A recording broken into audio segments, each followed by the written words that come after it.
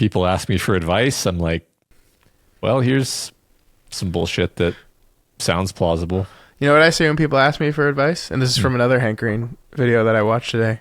I say, I don't know, just sit down and think about the fact that when you think something in your head, where is it? This keeps me up at night. Like, think about a pickle right now, Matt. Where's the pickle? I don't know. Nobody knows. Where are actual pickles? It's all in your head, man. Exactly. What's the difference between the pickle I imagine in my head and the pickle that's sitting in the drawer in my fridge right now? They're both just being imagined in my head right now. And which one is more a pickle? I would argue the one in your head. Why would you argue that? Because the one in the cabinet has no awareness of its existence of being a pickle, whereas the one in your mind has a label of being pickle within your mind. Jesus Christ. Can we talk about ghosts and sadness now, please? Well, why did you get me going? Well, now I can't stop thinking about the hard problem of consciousness. I was just, it was literally 45 minutes of Hank Green, man. Blame him. Blame Hank. Well, I do frequently. So, all right. Yeah.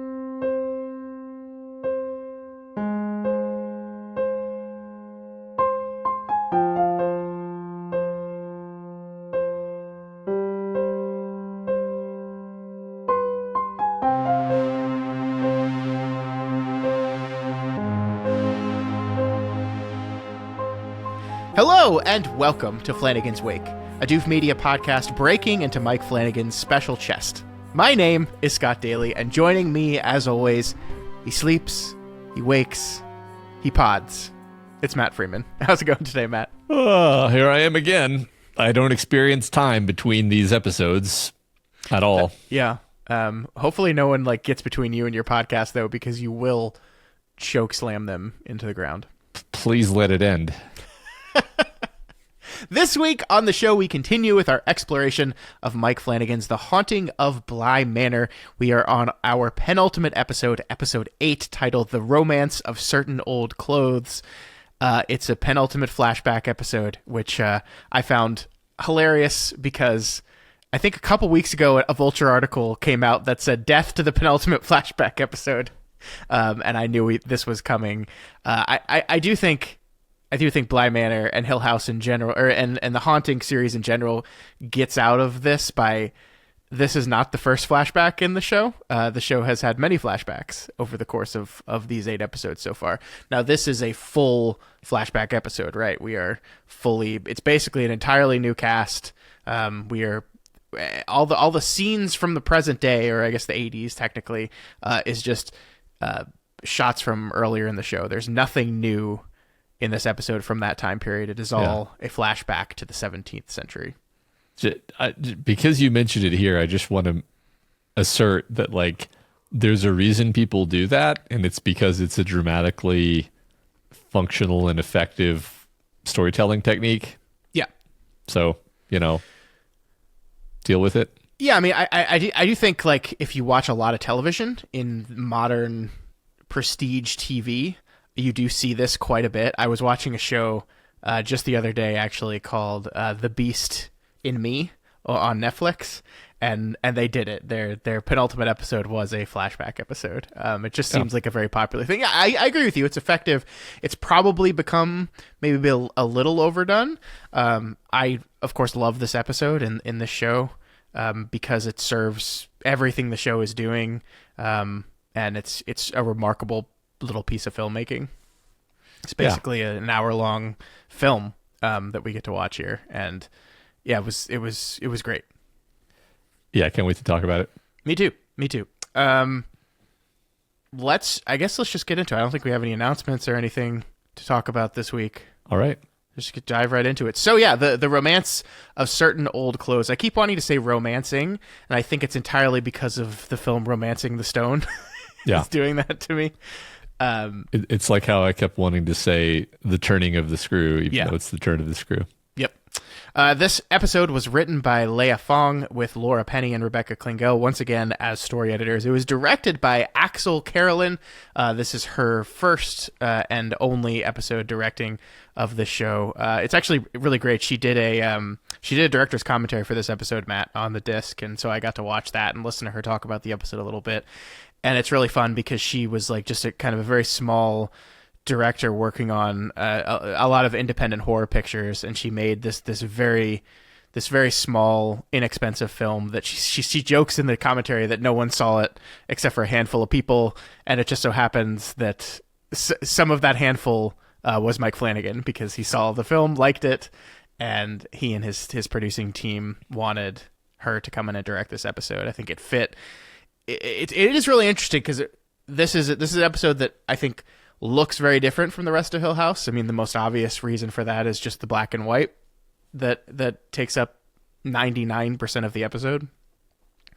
But it's not just that it's in black and white. It's an episode that is taking place at a different time. It is fully, in my opinion, I don't know if you agree with this, but it is fully leaning into the whole gothic romance thing that has kind of, I would say, permeated the show as a whole. But this is just like, what we are getting for 55 minutes in the show is just a gothic horror romance story in isolation. And so bringing a different director in, one that hadn't worked on any other shows, and bring it into this to do that and capture that look and make that look feel still part of Bly Manor but distinct and different, I think was a pretty smart call.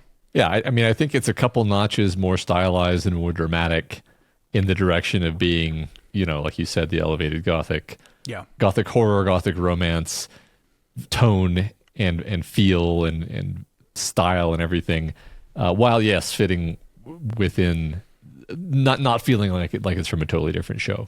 Yeah. It was edited by 3 editors on this one, Matt. Ken Blackwell, Jason Hellman, and Mike Flanagan had some hands in editing this one. And the director of photography was, once again, James Neist. One thing I did learn about this one is this episode was actually filmed after episode 9. This is the last episode they shot. And it actually makes sense because they had to change so many of the sets to make them work for 17th century England, that they wanted to get everything they had done first. And then they flipped all the sets to make them work for that time period, and shot all that stuff. So this is like the last stuff that was shot here. And maybe that's why there's so many editors involved too, because it's at the very, very end of production. It's a more complicated episode just because of some of the black and white photography. And as I'm sure you noticed, some of the lighting in this episode is the candles. Lots of just candlelight in this episode. So maybe a little bit more complicated to edit as well. Yeah, that's an interesting point. Yeah, cool. So what'd you think, Matt? This is it. This is our big story, our flashback. We've joked about the flashback episode, but we haven't said really what it's a flashback to. We learn about the original lady of Bly Manor, Viola, and her sister Perdita. So in 101 Dalmatians, the dog is named Perdita. And it just, like, I keep wanting to say Perdita, even though they say Perdita in the show. So I'm going to mess that up, I'm sure, over the course of this episode. But so this is it, Matt. This is our lady in the lake. And we learn all about her and how she got into that lake and why she walks and why she kills and all this stuff. So what did you think about it? Yeah, I mean, my first reaction is, once again, I underestimated the degree to which the show could have been figured out if I had thought about it as a mystery to solve, but that's okay. I've decided to go easy on myself. The specific thing I'm getting at is, it didn't even occur to me that all of the ghosts were connected in a literal way. It's just like, okay, well, there's a bunch of ghosts in the house. And I kind of think I probably assumed on some level that it's like Hill House, where it's like, well, it's just a house. And that's the thing about this house is ghosts are going to happen in this house, and it's more complicated than that. It's very specific to this one particular woman and her extremely tragic life of getting tuberculosis and then lingering depressingly for 6 years before being I was gonna say euthanized, but it's really closer to just murdered. It's just murdered. Yeah. I mean, she was going to die eventually, but Right. She It's could have just lingered murdered. for another several years, right? And really, like, it's probably one of those things where it's like, maybe if, maybe there were things that could have been done to have saved her, but they probably just didn't know those things at the time. Actually, that's probably not true. I think tuberculosis is pretty hard to cure. Anyway, again, we were talking about the Green brothers before we started recording, and of course, Hank's brother, John Green, is like a big tuberculosis guy. Yeah. And he wrote a book saying everything is tuberculosis. And so I've learned from him all about tuberculosis, Matt. And it is difficult to cure, but we do have a cure for it right now. We can cure it. The problem is that cure does not get to the millions of people a year who still contract and suffer greatly from tuberculosis. But well, that's annoying. So the other thing I wanted to talk about, or like, set the table for this conversation, is the fact that this episode is by far the most straightforward adaptation of the short story that it is named after. Yep. Now, it's not 1-to-1, right? But it's very close. I would say it's more close than it is deviant from the short story. Yeah. I'm very, very quickly, we have all the same elements where you have these two sisters who they kind of need to get married to kind of lock in their family inheritance. It doesn't quite have the detail of there being a manor, but it does have the detail of it's like we gotta secure our social status, and they sort of have a low key battle over this one man who they both want to marry. And I think one cool thing that the story does, that the show also does, is it kind of plays with your expectations of which sister is going to be the good sister. Where, Viola, in both the book and the show, seems like she's like too, haughty and forthright. Like you expect in the genre conventions, like, okay, she's the bad one. She's dressed in the dark colors. She's too aggressive. She's going to be punished for her, unfeminine ways, basically. And then the other sister is like light and like, wears white and drinks tea and is sort of just so kind and soft. And I think both stories kind of invert it, where Viola is the one who gets sick. She has a basically honorable life. She doesn't really do anything bad, right? Other than that she wins out in the marriage. She gets sick, she dies. The remaining sister, Perdita, grows like really embittered by the necessity of taking care of this daughter that isn't hers, or her niece, and knowing that she was the second choice of the husband, and feeling really bitter about that, and then ultimately opening the chest again. Well, actually, no, there's a distinction, which is that the husband in the book just folds like a napkin when she pressures him about the chest. He's like, fine, whatever, and he just gives her the key because he's weak. Whereas in the show, he rebuffs her, will not give her the key, and then she opens the chest, and then in the book it's ambiguous because she's just like found dead with claw marks on her face, which is pretty clear, really. And then okay, so I know that was a good chunk of description there, but I wanted to hit like literally 100% of that was, a line between those two. Yeah.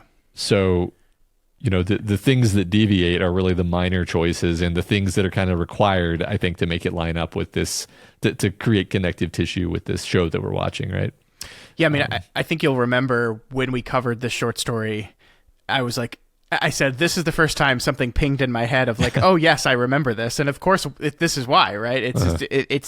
This is a closer adaptation of the romance of certain old clothes than the Haunting of Bly Manor is an adaptation of The Turn of the Screw, which is like the thing that everyone says is this is an adaptation of The Turn of the Screw. And it's like, well, this one episode is a closer adaptation than this whole show is. So yeah, I mean, I think they saw an opportunity there to kind of take that story almost whole cloth and find a way to perfectly fit it into this overarching story that we're doing with Bly Manor. and it just works really well. It captures everything that I loved about Henry James's short story. And yeah, just effortlessly folds it in, both just tonally and thematically. And yeah, I mean, I thought this was just delightful. I mean, it's horrible, it's tragic, it's all the things that Bly Manor is, but like just told beautifully.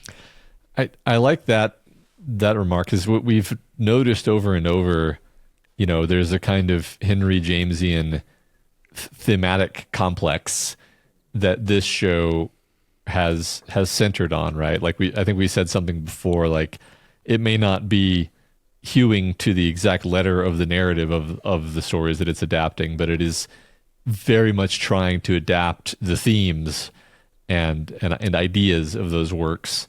And this story, I think, is just such a perfectly Henry James story, because it's got all these elements of, women getting shafted by the way society is structured, and, like basically people being squeezed by the strictures of their lives until it kind of embitters and breaks them.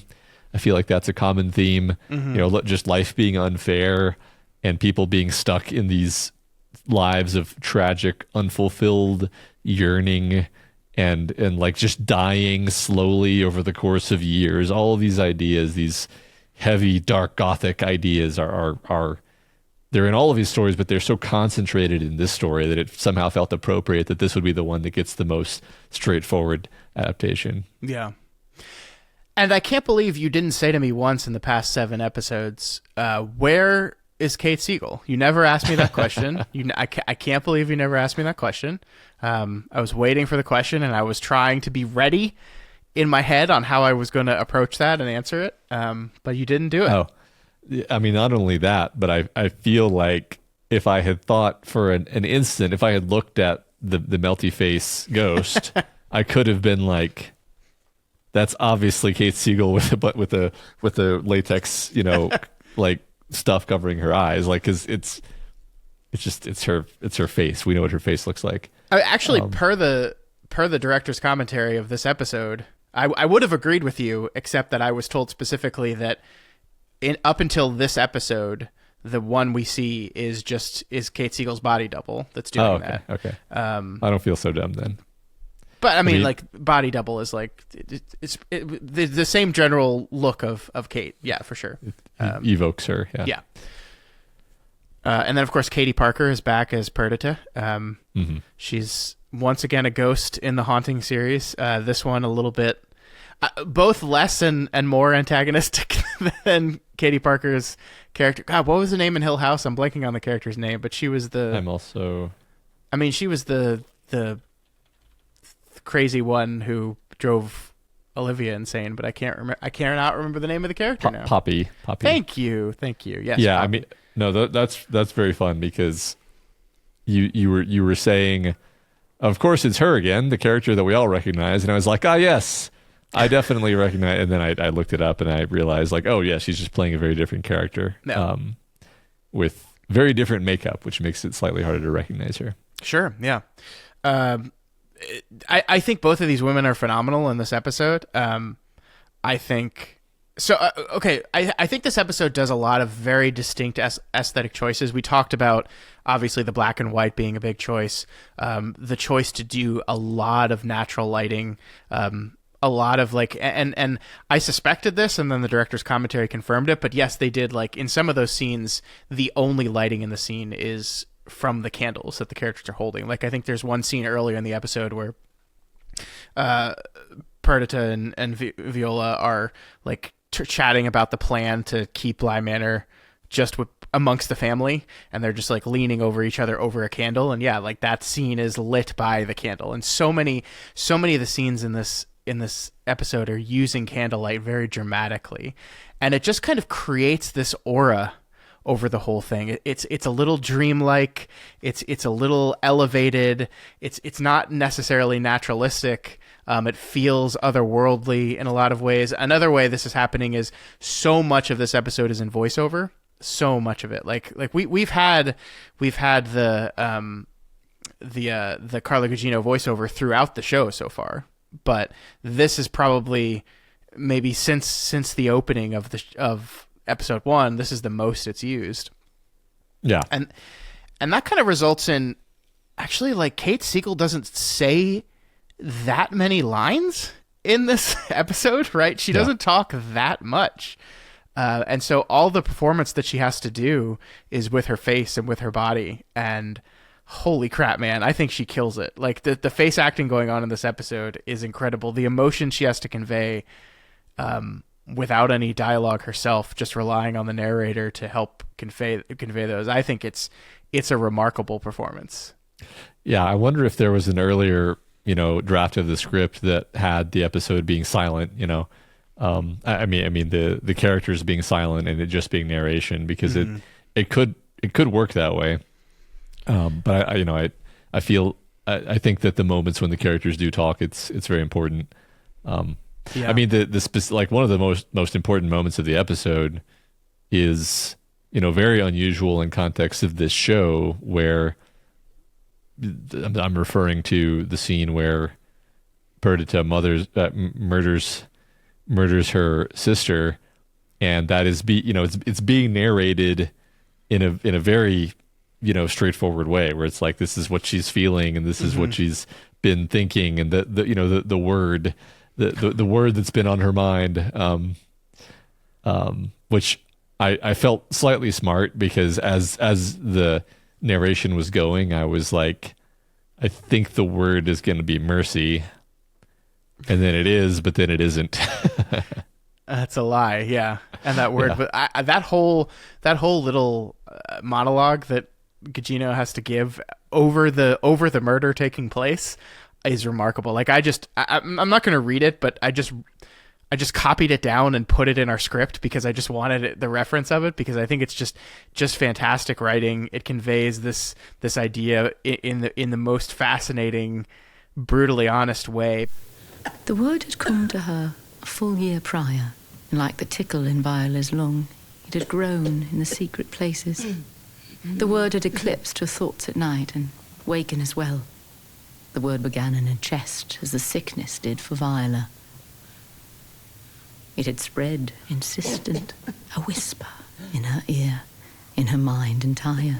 And now the word crept down her shoulder and her elbow, until the word came to live in her hand. The word was mercy, and the word was a lie. Because it wasn't mercy on her mind or her heart as she moved her hand. It was every slap, every insult, and every day that had passed, every moment after the last rites. There was a different word that had infected her all this time. The word was not mercy, she realized in the end. No, the word had always been enough. The thing about Perdita is she's not...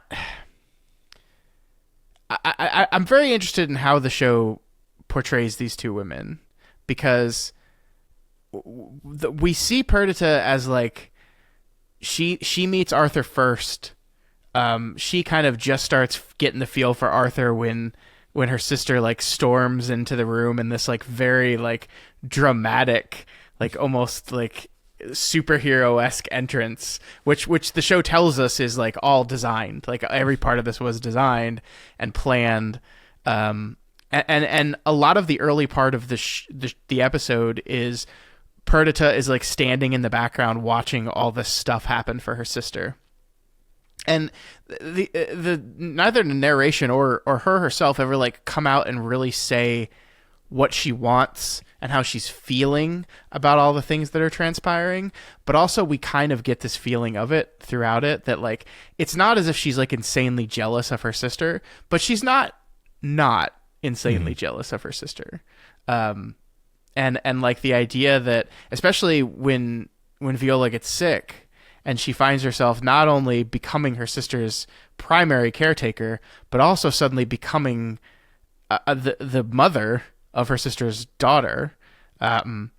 And essentially I love that whole scene with she's telling the girl to put her book away and go to bed, and it's like any parent has felt this exact scene multiple times per week of trying to get everything to bed, and then she is basically playing the role of wife to Arthur, mother to the daughter, but she's not any of that stuff officially. And the perfect moment of that whole thing is that into that scene we see Kate Siegel like appear like a monster in the background, like walking out of the shadows, and they've really started to lean on the makeup that makes her look gaunt and sickly and dying, and like the slow transformation to monstrous looking. I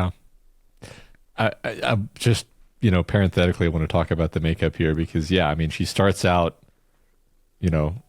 looking beautiful, and then we make her look sick and sickly, increasingly so, and terrible, and then she dies. And actually, when she died, I'm not doing this linearly, but like there's the bit when she's a ghost and she's kind of in the chest. By the way, an idea that I love, the idea that she just like lives in the chest, until someone opens the chest. She looks young and beautiful, but then we'll see flashes of like the truth of her dead body sort of peeking through, and then after that, then there's the transformation from she is just kind of static, but then she starts getting melty. So they're having so much fun with all these different ideas they're communicating with the makeup. That must have been I don't know. That must have been fun for the makeup artist to do so much. I guess I can't think of another example where I've seen a show that did this much like storytelling with the makeup choices. I will say that the melty faces is a lot of computer makes sense. Special effects as well. But this, I think they are wearing masks, but then I think the mask is enhanced with some computer effects to really sell it. Okay. But yeah, no. I agree with that though. It tells a story, and we get to see the story of like when she first wakes up in the room and doesn't even realize what's happened yet. She looks in the mirror and she sees herself beautiful and young looking again, and it's like you can tell again this is Kate Siegel's performance coming through without any words of like I don't look sick anymore. And then the question comes, why don't I look sick anymore? And then we get the moment, as you said, where she looks in the mirror and sees the rotting corpse reality of her situation, throws a thing over the mirror just like Danny did, which is a great connecting beat there. Yeah. I do love the moment where she finally like accepts her reality and she rips it down, and I love that the camera doesn't even like cut to us seeing her gaunt like corpse face in the mirror. Like we just know, again through Kate Siegel's performance, we just know that that's what she's doing in that moment. She's looking at the mirror and seeing the truth of herself, and we don't need to see it because we got the what we're seeing, the angle we're seeing is conveying all the emotion we need. It's great stuff. Yeah. I just want to return to the idea that she's locked in the chest. I just love this as a it's just a fun concept, right? Like she's a ghost, and she, as a ghost, she is invested in the specific thing that she sees as her legacy, which is this chest full of clothes, where this is like this promise to her daughter that she's made, and she's trusting this promise to her husband. And she had like everything else has been taken from her, except she's decided to be petty and hold on to these clothes. And so this is what's left of her, is she is in these clothes, right? She is these clothes almost. Yeah, she's attached her soul to this stuff. Yeah. And then she remains just like trapped in the bedroom, which is metaphorically the chest. But then she realizes, to the degree that the ghosts are capable of realizing stuff in this metaphysics, she's like, but someday my daughter will come, and then I'll get to see her again.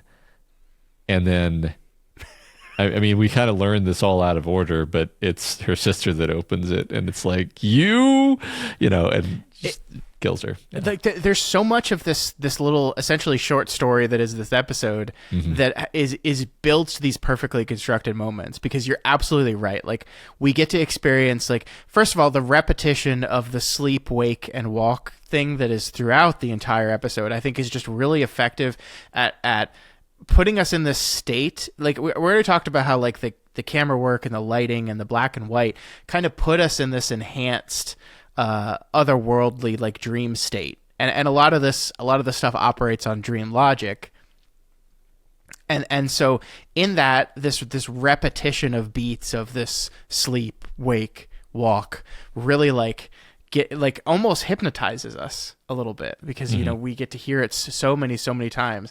And so by the time we're in the chest with her and we're doing this recurring beat of sleep, wake, walk, you know, back and forth, constantly.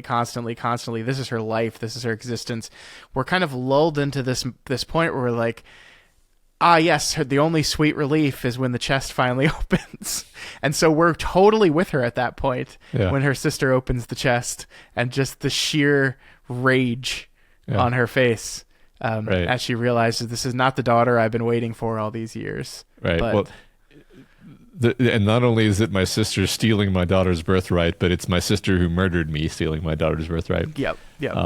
Which I just to round it out, this is not the order of events that we actually see. What we actually see is, from Perdita's perspective, her stealing the key when the husband isn't around, going up and opening the chest and holding up the dress, and then the sleeves lurching out with the hands and throttling her in the most, like, one of the most jump scare moments of the entire show, which I love. I love that moment. Yeah.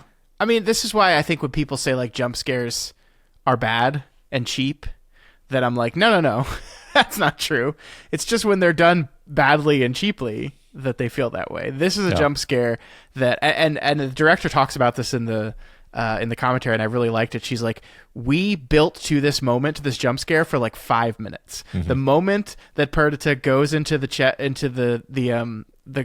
desk to get the keys, we are slowly ramping and building to this jump scare, and it's like there's no music, it's quiet. She also mentioned that, and I really love this detail, that like an important part of it is we have to see her put each individual key in each individual lock and turn it. Like, we're not going to skip over any of that. We're going to sit with her in it, and all of that is part of the build of anticipation and tension into that jump scare. So it's like, like, are jump scares overused in horror these days? Certainly. Does that mean they are in and of themselves ineffective? No. It's just like this, the whole idea of a penultimate episode flashback, right? It's when it's bad, it's bad, but when used correctly, it's incredible. Yeah, right. It's what effect is it going for, and what effect does it have, and why is it being used? And it was great. I mean, I love, like, it got me as a jump scare. I was like, I jumped, and I was like, that was awesome. I knew it was coming, and I jumped. Like, I knew this was about to happen. I knew exactly how it was going to happen, and it still got me. So what I love about it is it's creative.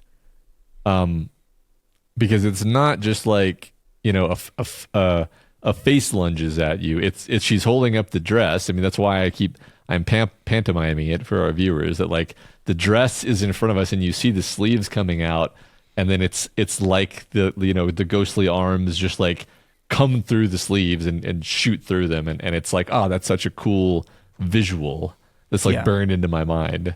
Yeah, I mean, we see it later from Viola's perspective, and it's just like her top half coming out of the chest to strangle her. And it's like that, if that had been how they did it in the original moment, that would have lessened it. But like the fact that it is just the dress, and that is alarming and makes no sense, is very troubling in a wonderful way. I also really love the moment that Arthur finds Perdita's body, and the camera angle and the makeup on her horrified dead face. It's like, it's not just that she like her neck was snapped and she was choked to death and her neck was snapped by this ghost. Like, her face has this horribly like look of sheer terror on it. It's like It's like, I mean, for the only references coming to mind, it's like in The Ring, when people are killed in The Ring. Like, yeah, exactly. It's like her face is almost like deformed in how horrified it was. Yeah, I noticed that as well. That was great.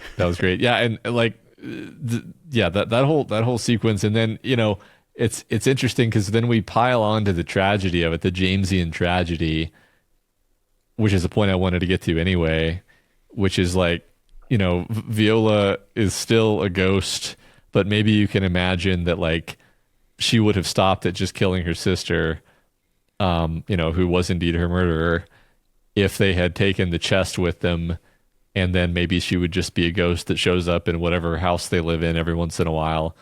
But the husband, rightly deducing that the chest is haunted, makes the decision to throw it in the lake. And now, that's the gravity well, right? Like I love, you slyly kind of reiterated this word that Owen uses in the first episode, or maybe the second. No, I think the first. It was the first, yeah. Referring to Bly as having a gravity well, or being a gravity well, and this episode brings it back, and it's like, yes, the gravity well is this, pit created in the world by her horribly tragic life, her murder, and then her abandonment in this lake. So and now she has just like decayed into becoming this concept of rage and unsatisfiable need. She doesn't even remember what she wants or needs. She's just loneliness and rage, and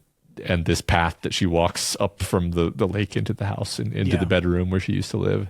I love the line of this again. This really leans into the Gothic. Not a woman, not a person at all, not a name or a face, just need and loneliness and rage. Her fate was a nightmare.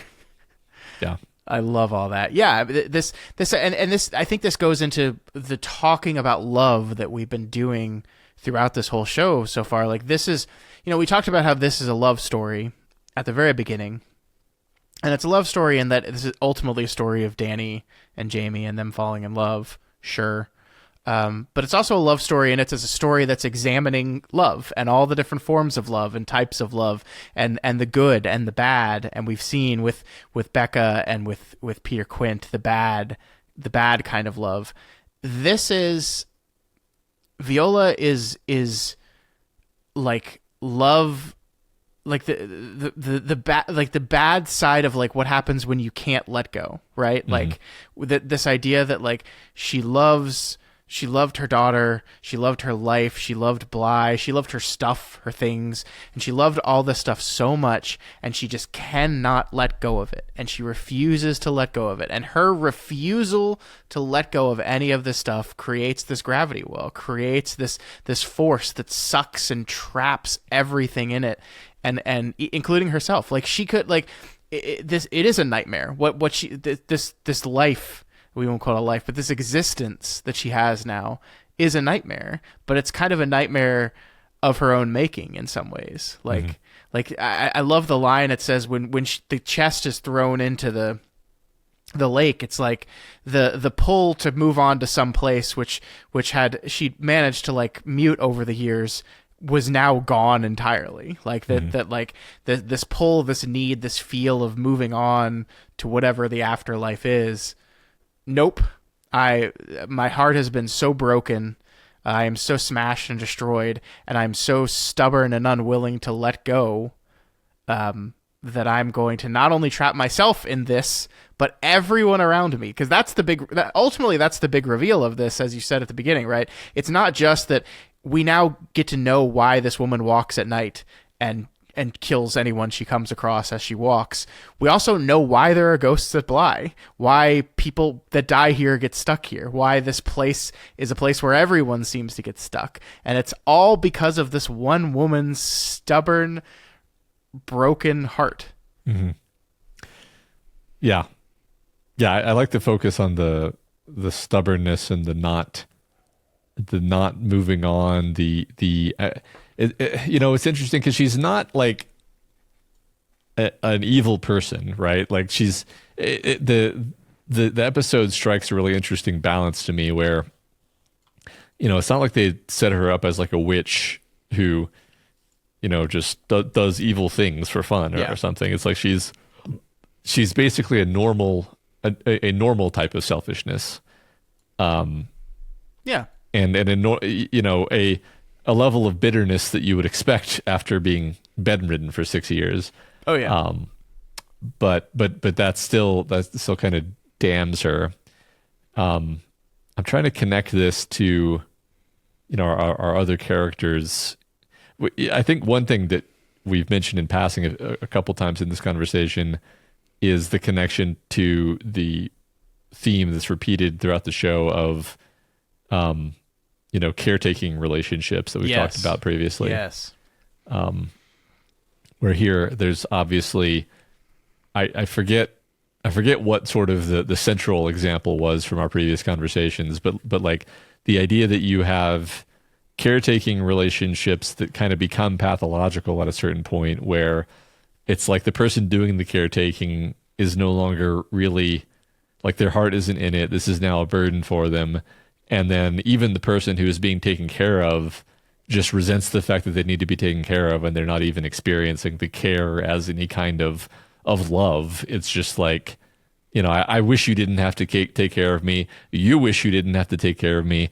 This sucks for everyone. And that's basically, I felt like this was like, oh, this is what we were building toward this whole time. A woman with tuberculosis that her sister is condemned to care for, ultimately murdering her out of just exhaustion. Good word.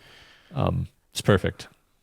Yeah, I mean, I'm so mad at myself that like the first time I watched this show, I did not like even think about the central theme of caretaking, because it runs through everything. Like every character in this show is or was taking care of someone. And I think one of the important distinctions, and I think we mentioned this kind of not directly but offhand in some previous conversations, that the parent taking care of their child caretaking relationship doesn't exist in the show, like at all. Mm-hmm.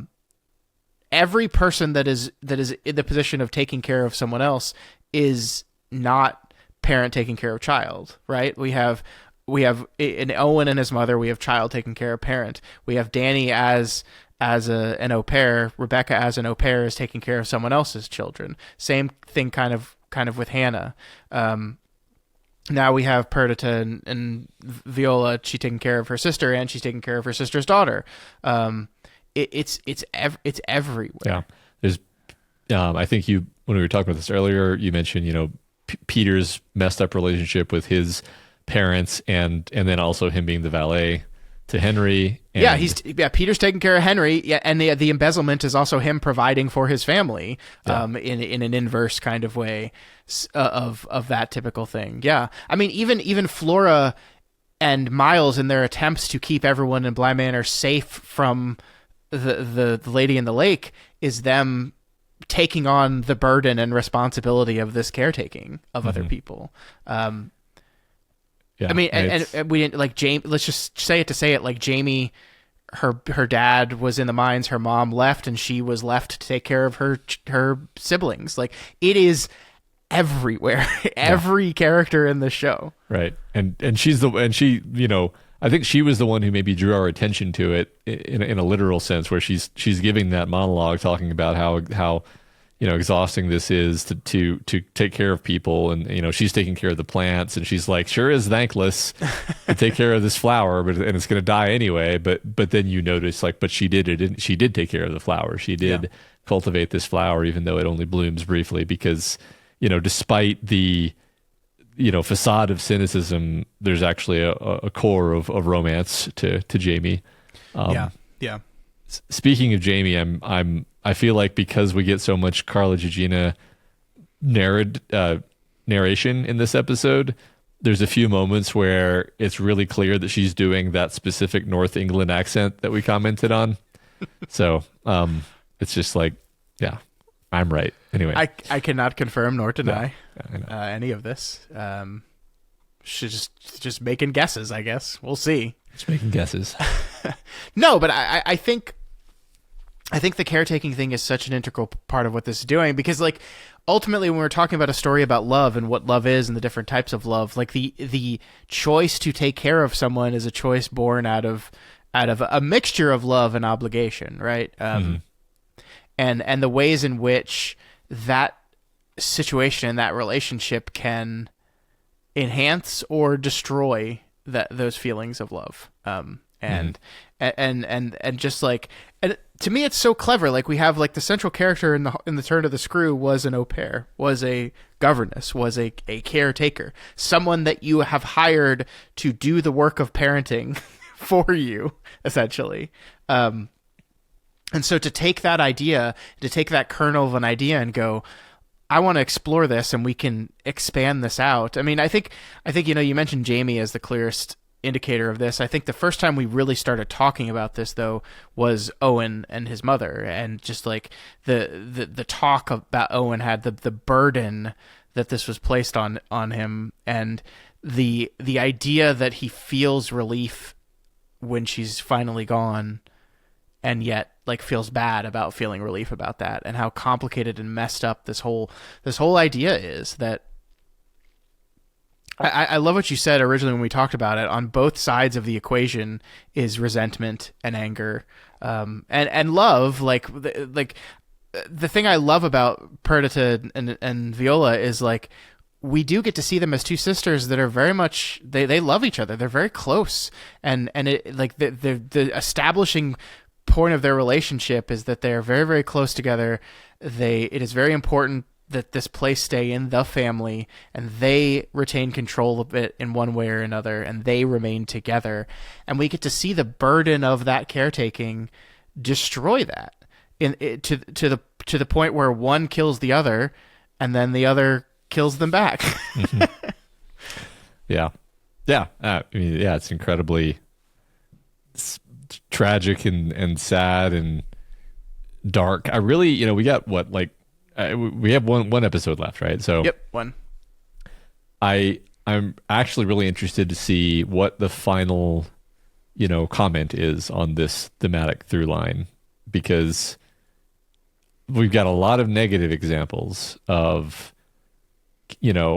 caretaking resulting in what I would call a pathological relationship, where just all kinds of different ways of illustrating like how this is kind of potentially poisonous to the soul if this continues on beyond some sort of natural frame. Like we talked before about how like the role of a parent taking care of a child has a natural structure to it, where your goal is to take care of them so that they can leave and not need your direct care anymore, at least in the same sense, right?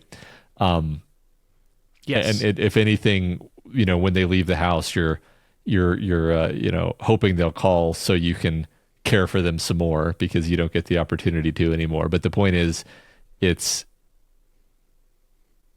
in these like permanent caretaking arrangements where you see problems. And I'm just wondering if the final episode is going to put a spin on this in some way.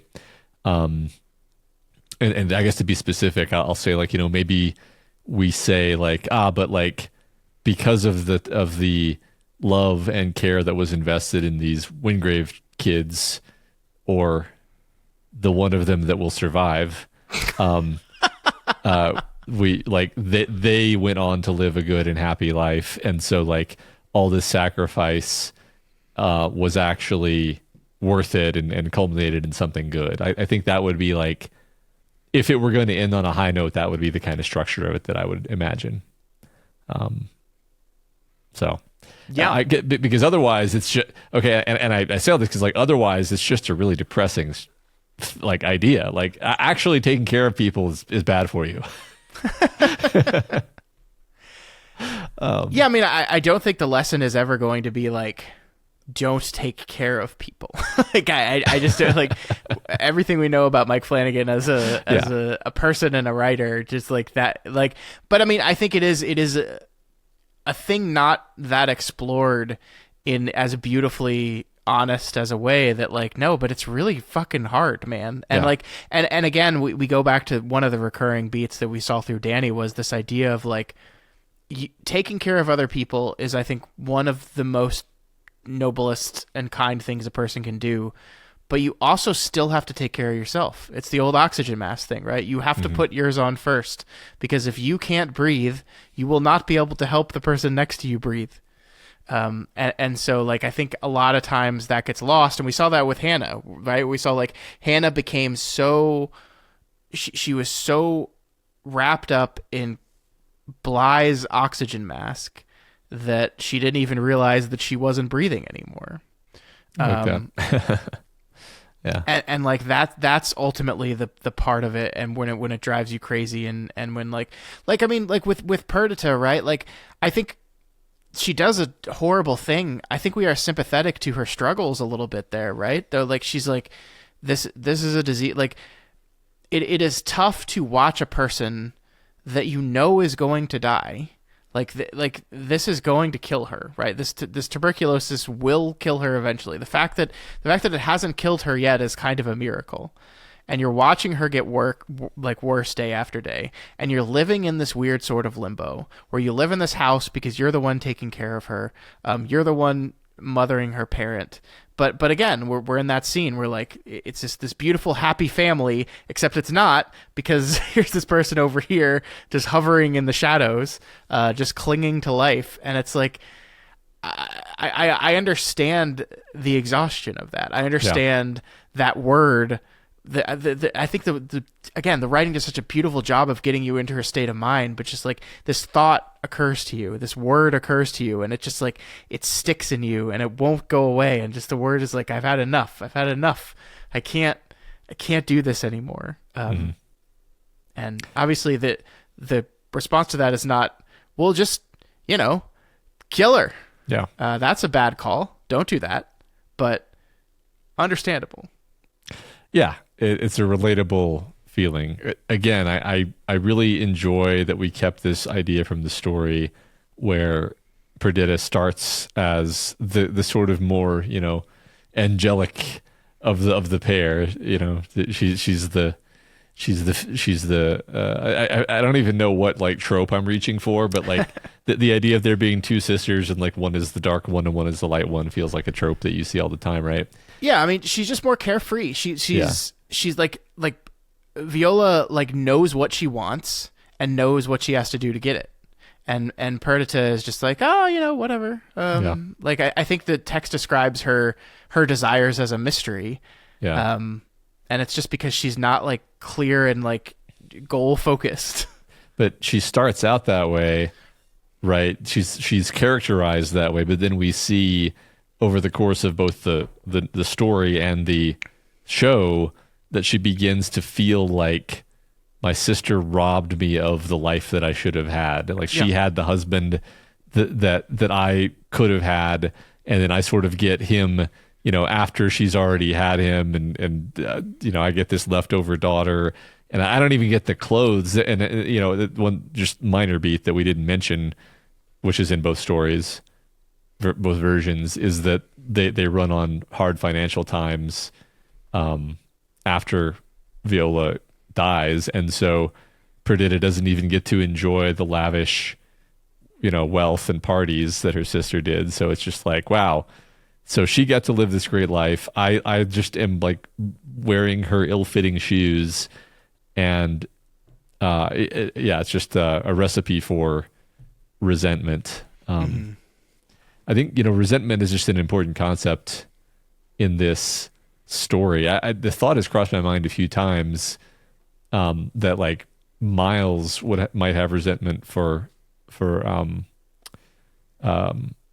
Flora, because he had to give up his boarding school life to come back and take care of her, and he's sort of, the show itself hasn't really,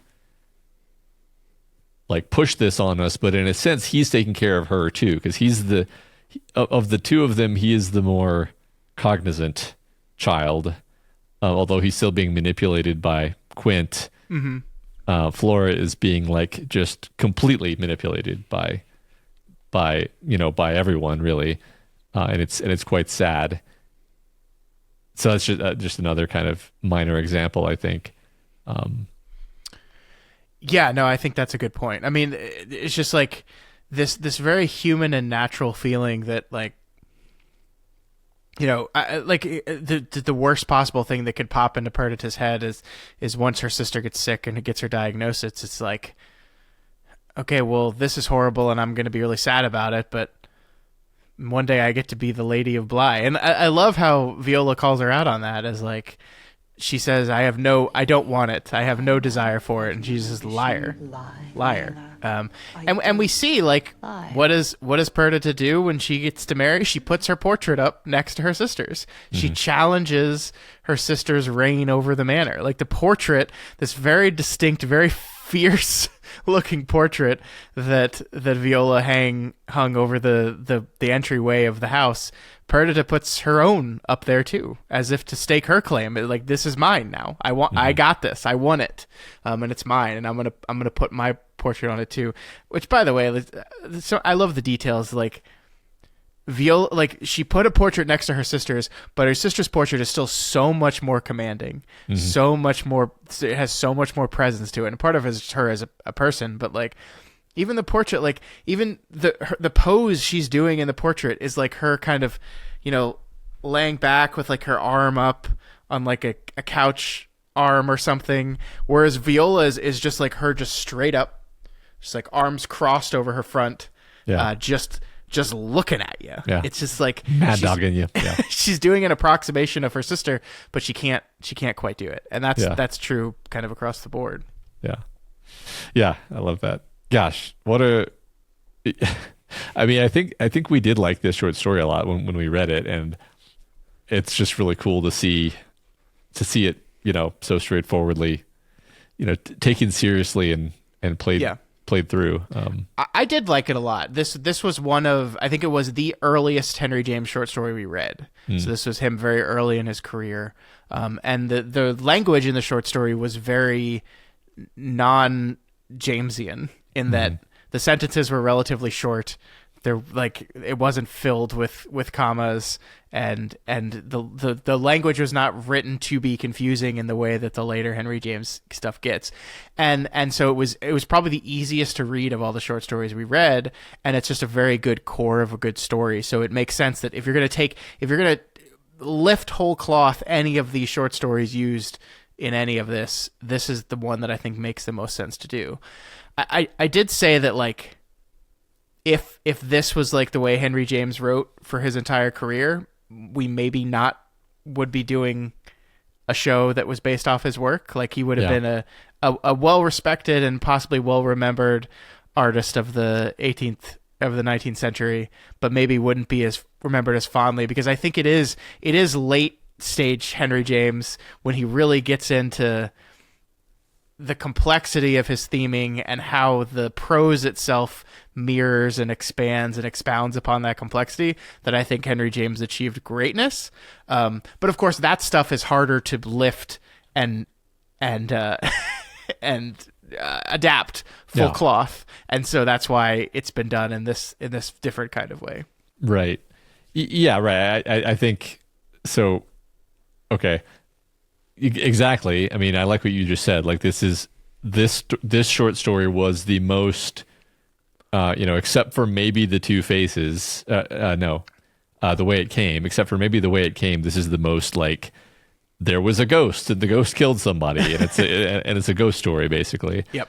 Very hard to avoid that interpretation of that short story, and so it being a straightforward narrative with a ghost in it, it's like, yeah, that's pretty easy to adapt. Something like, you know, The Beast in the Jungle, where it's like a lengthy and meandering short story that is extremely internal and has like multiple pages that are just like the winding corkscrews of a man's self-justifications, basically, and, you know, his head disappeared so far up his ass that he no longer even knows which way is up, and that's and then it ends with this moment where you're just like, oh, that was great, that was great, you know, and his stories can be so abstract. That's kind of what makes him great, but also that's hard to adapt. and this is me in real time. The thing you saw my face doing a second ago was me realizing in real time that the last episode is the Beast in the Jungle. The Beast sure in the is. Jungle being death. Mm-hmm. Because Danny is Yeah. dead. You don't know that's going to happen, Yeah, okay. Matt. So stop acting like you Well- know that's going to happen. Well, the other thing that happened in this episode was, I forget the exact quote, but it was something like, and that was how she met her fate. Yes. Which, That could mean anything. that could mean anything. Yeah. Okay.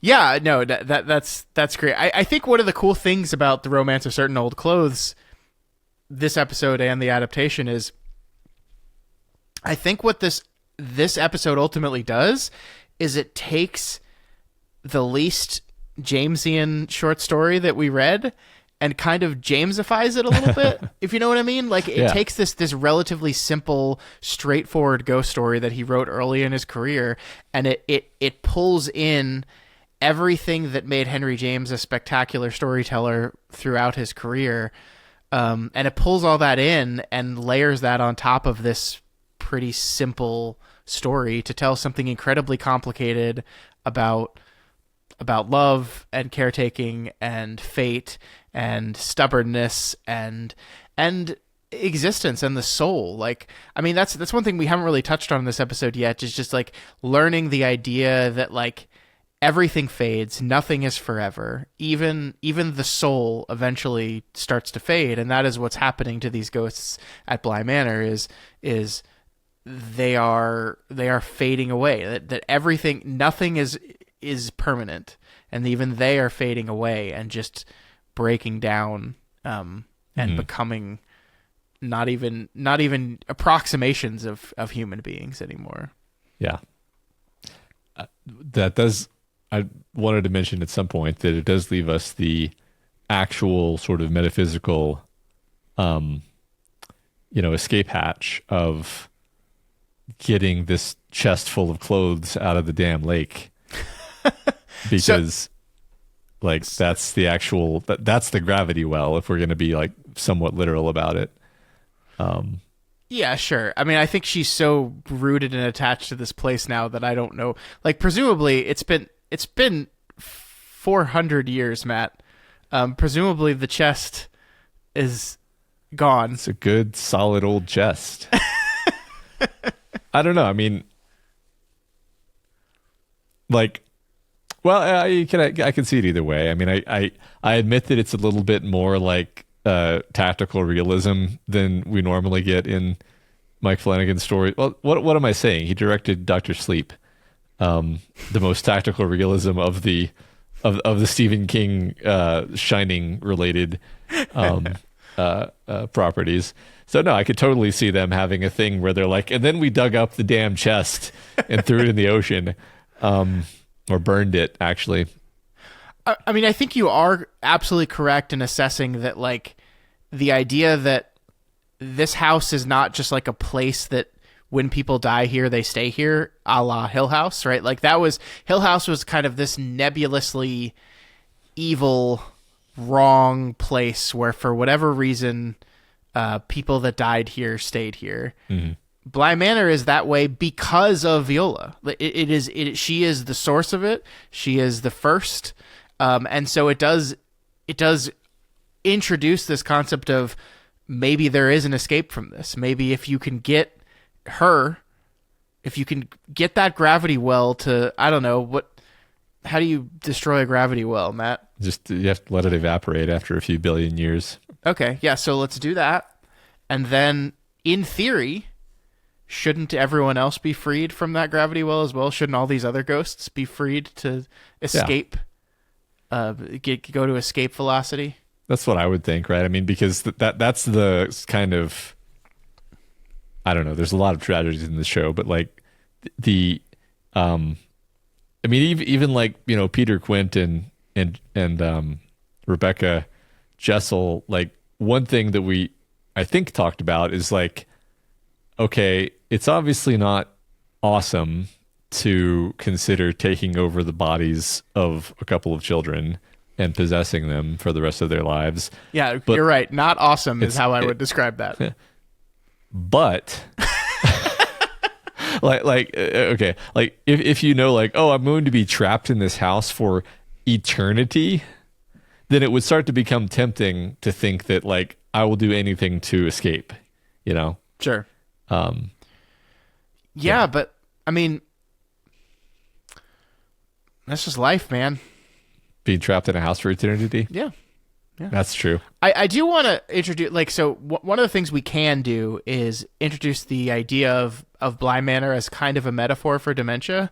And I bring this up specifically because it was brought up with Owen and his mother, right? Is this idea that a person with dementia, a person with Alzheimer's, like, lives, and then slowly over time they begin to fade and they begin to lose themselves and lose kind of the core of who they are. And a similar thing is happening to these people stuck at Bly Manor, right? That over time they lose themselves, they lose who they are, they disappear. And there's still something left there, but that thing is not recognizably who they were.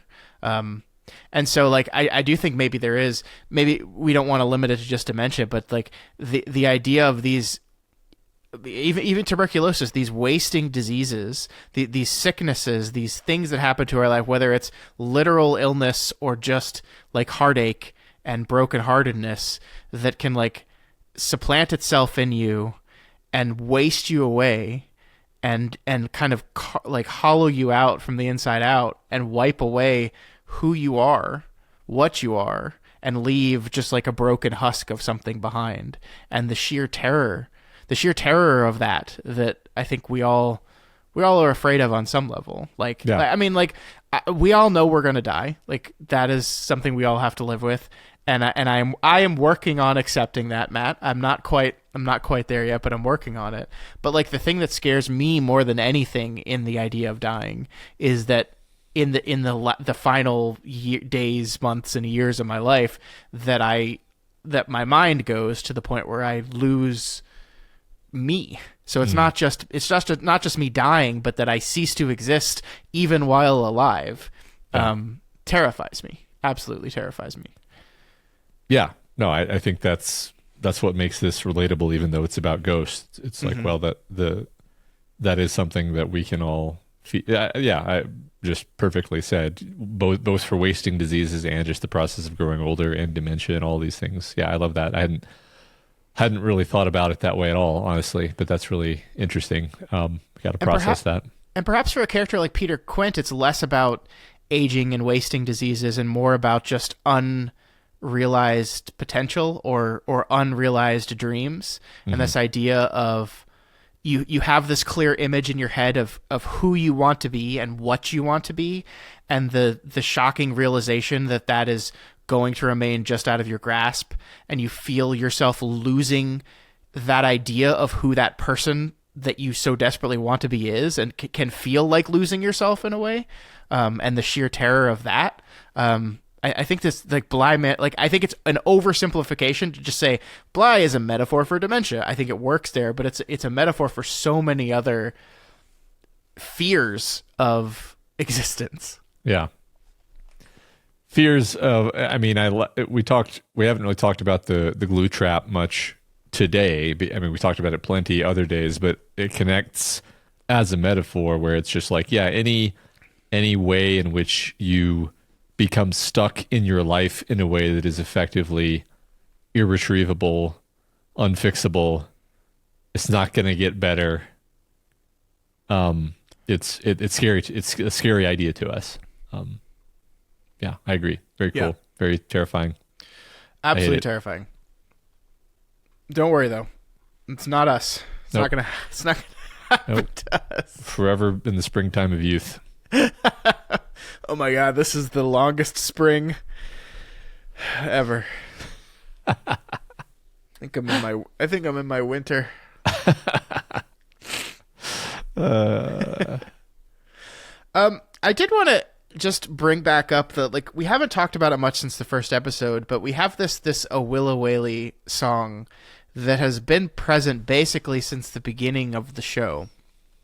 And we've seen, gosh, how many different characters sing this song, right? And I guess we can say here the origin of this is like the origin of everything else in Bly is Viola. She's singing the song as she wanders the halls of Bly. And Flora sings it, Becca sings it, and then, of course, it's our narrator who's saying the lines of it as the story opens. So, just as we prepare to get to the final episode, Matt, I was just curious what your thought on the overarching significance of this song. I don't have anything prepared for you here. I don't think that I know the words of this song, so I can't really do an analysis of it. I mean, maybe I could look up the words, but I don't know. I mean, it's about like brokenheartedness and losing the person you love. Oh yeah, it's because Danny's gonna die. That's why. That's not what I meant. Okay. By that.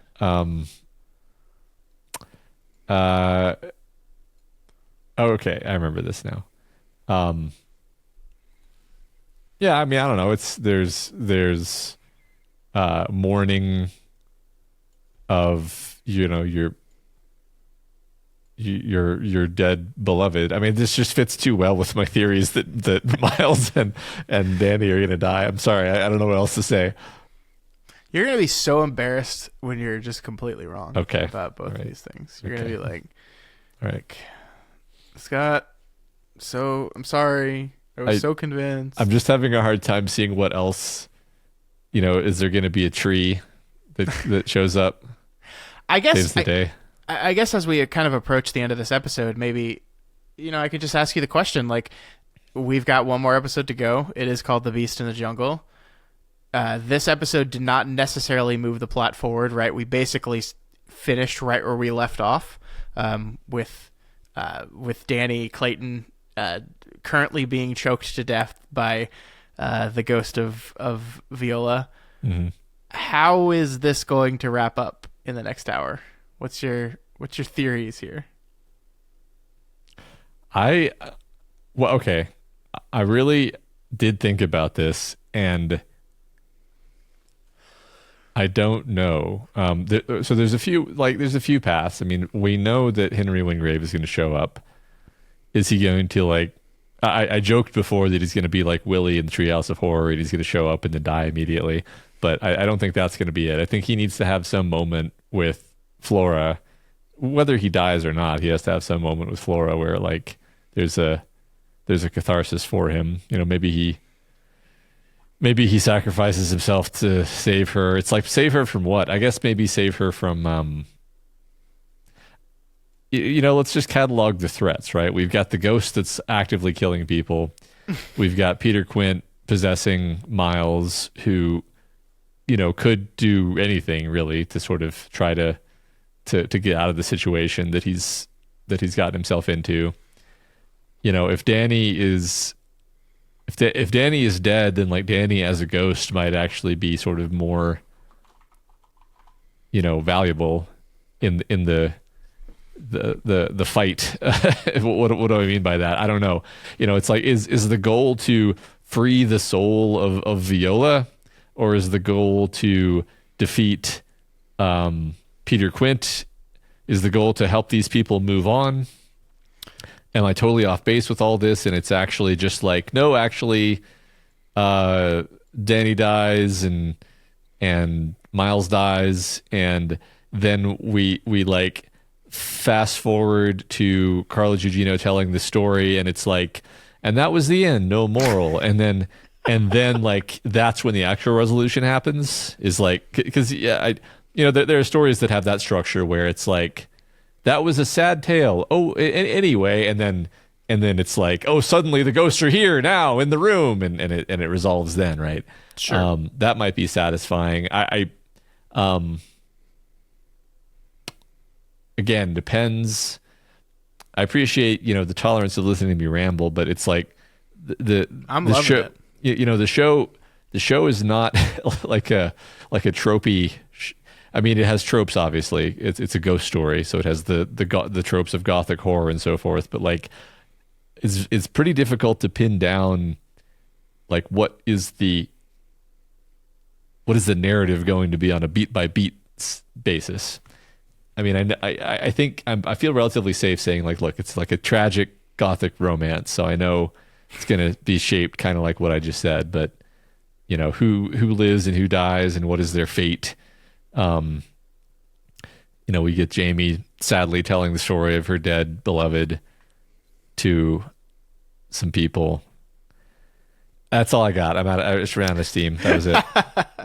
No, I love it. I mean, I think obviously I can't tell you whether you're on the right track or completely wrong or what have you, but yeah, I mean, these are all the things going through my head. I guess one thing I did want to talk to you about is we haven't much talked about the fact that this was a binge show. Like, this was a Netflix show that came out. They did all 9 episodes at once. I binged the shit out of the show when I first saw it. I think I watched it over the course of a few days. And most people did it that way. And so, like, and I think when we talk about the strengths of like binge television versus week to week television, I think one thing we need to remember is that if you know your show is going to be released a certain way, you design your show around that release, right? And I say all this to say that I think The Haunting of Bly Manor is a show that is designed to be binged. And it's like one of the things that maybe you could say, and this Vulture article said about this idea of penultimate flashbacks episodes, is when you are in a week-to-week release schedule, pausing the forward momentum of the plot to do a flashback can feel weird, especially if you can't watch it till next week. But in a thing where you're going to be binging probably the last 3 episodes in one marathon session, like, you just it's a brief enough pause to where you just get back with those characters. Like, I say all this to say, like, it is a little bit weird, and I love this episode. Please don't mistake me. It is a little bit weird that, like, we've now gone 7 days without knowing what's going to happen to Danny and Miles, and like everything with the real and present climax of the Peter Quint, Rebecca Jessel possession story has been on pause for us for over a week, essentially. Yeah, and that is a little weird. Yeah, yeah. That undeniably one of the downsides of doing it this way, right? Like I said earlier, it's a successful narrative concept to say, okay, all the stuff you've been wondering about this whole time, all these accumulated mysteries and questions, well, here it is. We're opening the kimono. We're revealing it all in an extremely satisfying flashback that's going to answer all the questions. But yes, there's the double-edged sword of also we're completely leaving behind our characters, one of whom is in the middle of being chokeslammed to death, which does carry with it some, frustration. But I see your point that if I were able to just immediately start the next episode, then I would feel, maybe different about that. Yeah. I don't even know why I'm trying to make this argument, because like I have no problem with this episode at all. And I really liked it. It's on the mind because I've been thinking about this whole thing a lot. And I'm always kind of constantly thinking about the best way to ingest television, whether the binge model is truly the best. And it's just like one of the things that I think is just absolutely true about this show is that it was written and created with the idea that you're going to be slamming these episodes down pretty quickly. Yeah, that's interesting. I don't know. I mean, it's funny because you and I have very different like TV watching habits where I don't really have time to watch TV outside of the TV that you make me watch. And and you make you make time for it. It's like a specific thing that you enjoy. Yeah, I love TV. I love TV so much.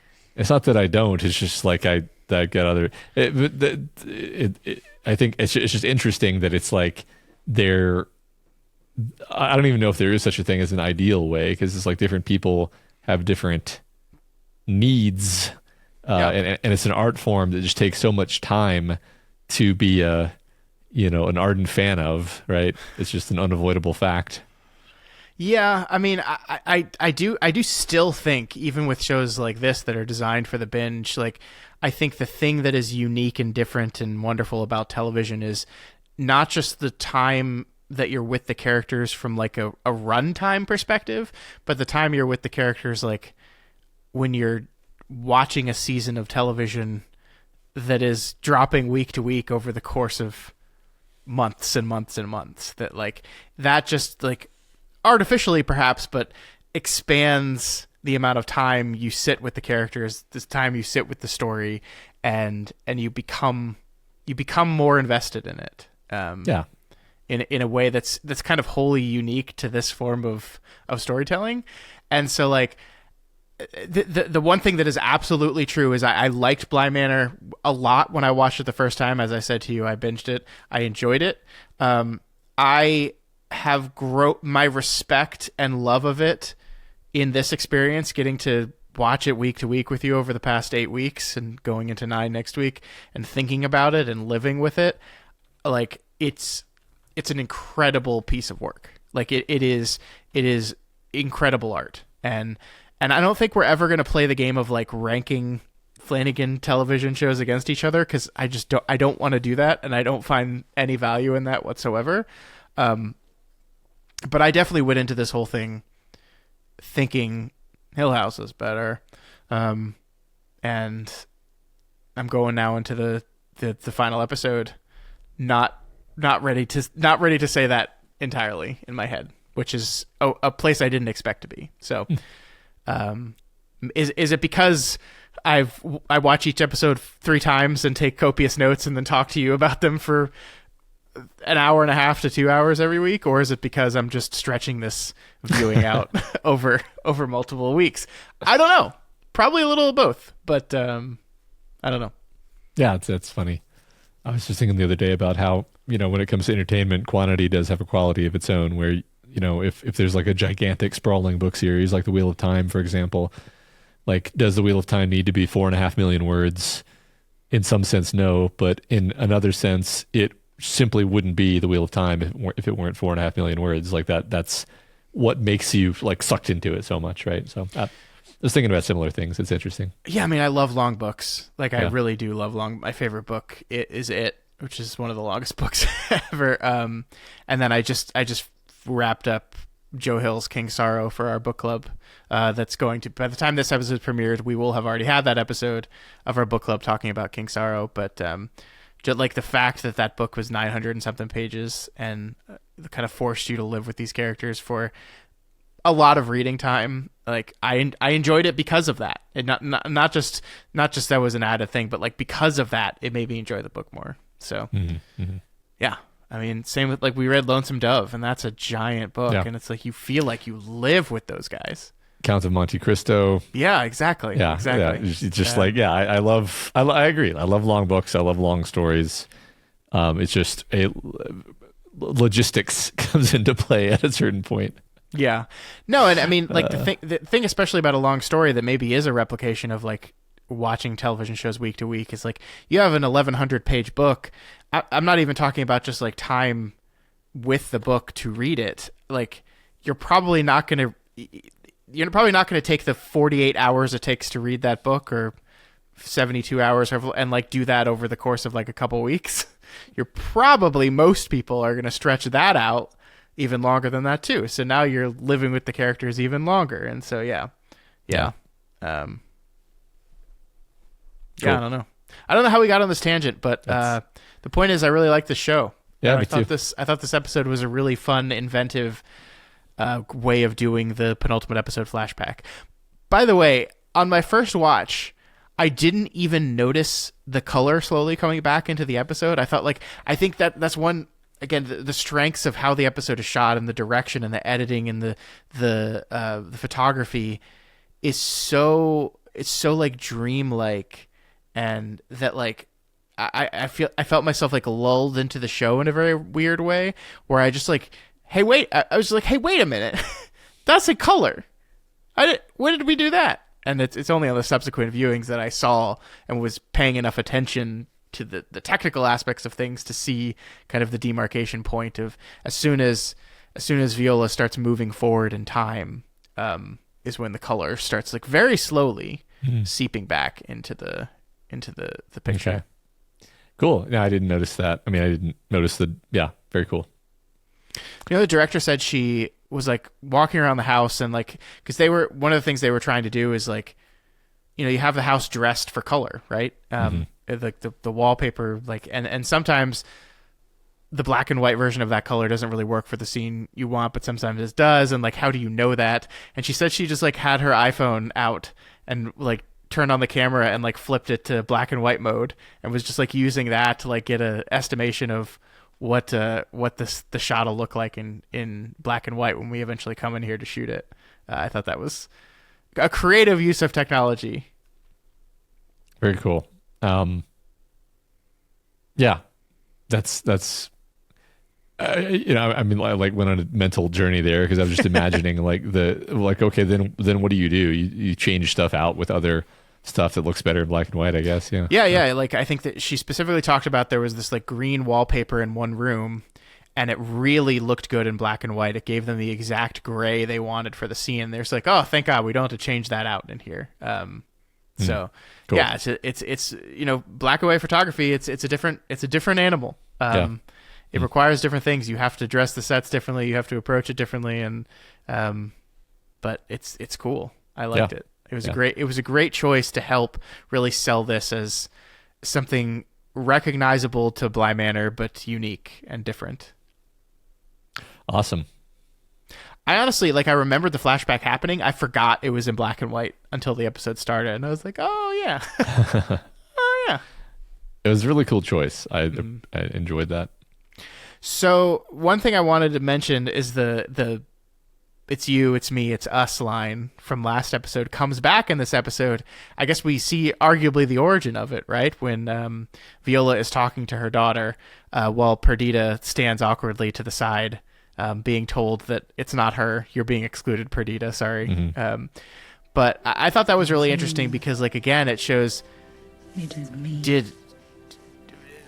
the way that "it's you, it's me, it's us" line from Peter kind of came around, felt organic, that he discovered this method of doing this permanent possession, and that's the thing he just glommed to. But it's even that has an origin in what's happening at Bly. Yeah, I think so, because I don't remember if we talked about it, but there's a moment when he's explaining to Rebecca and he says something like, "I've been talking to the others," and it's kind of a throwaway line, but it's you've been talking to the others? We certainly never saw that happen, but it's entirely possible that he has learned a lot about the history of the place that he maybe hasn't even told Rebecca.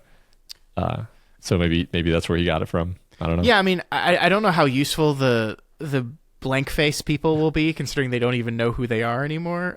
But I like it in the dream logic of in the same dream logic that allows Viola to exist in this chest that is simultaneously the chest but also the room that she died in, but it's made to look like the chest. The same idea that some force and some power is carrying over into our other characters. So Peter is perhaps, without even knowing it, repeating lines and doing things that have been done, that this place is such a gravity well and they're so pulled into it that they're just repeating phrases and repeating things and just it's all part of the same core thing. I think is just something I really like. Yeah, I love it. It's clockwork. One other thing I forgot to mention that I did want to say is I noticed this, and the director talked about it in the director's commentary, so I appreciated it. I think there's a couple choices you can do when you have a lot of voiceover. You can have people just miming talking over the voiceover, or you can just not have them talk at all. And I think one thing that this show did that I thought was really cool and kind of enhances maybe the dreamlike quality of it, and is when Carla Gugino's voiceover is happening, characters are not speaking to each other. They're not just miming speaking or doing anything like that.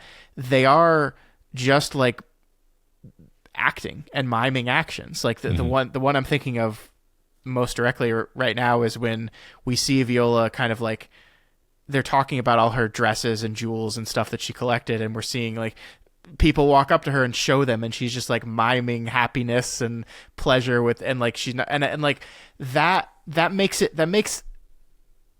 the story seem like so much more of like a tableau than it is like we're in it with them in a way that I think just ultimately like enhances this kind of, elevated is the wrong word, but I don't want to keep saying dreamlike, but it is just like, it's not quite operating on our plane of existence. Yeah. This is something else. I was thinking about the scene where she's kind of flirting and she's got the fan, and it's like all of the flirting is done without words.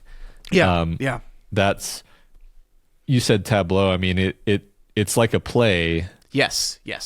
Where it feels a little, it's just a different kind of idiom of storytelling that you're being lulled into. Yeah. Which helps it make it feel unique and different from the rest of the television show. And also enhance it in a way that I think just really dives into what they're doing with the black and white. Like we're doing all these affects, the black and white, the candle light being the primary source of light in a lot of scenes, and then these almost play like scenes of voiceover. Yeah, it's all creating this kind of unique, separate world. Which I mean doesn't lessen any of the emotional impact of the scenes. I think important to say, but makes it feel apart and different and unique from the rest of the show in a way that I think you pay more attention to it and you recognize the differences there. Yeah, I think it's cool. Me too. Hey, we got to see the Plague Doctor. He died. Yeah, he's the first. He's the first one. Yeah, poor guy. I mean, that struck me as sad because it's like literally a doctor who is here to help these poor dying people, and he dies just for being in her way. Like there's, very unfair, right? Yeah, I gotta say though, if you're in the middle of a plague outbreak, and you're in a house that is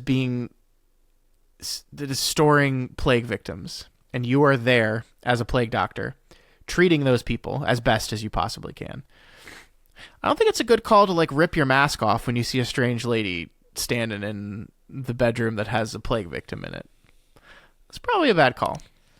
Yeah, that's so. What you're saying is he deserved to die. I mean, that's not what I'm saying, but Oh.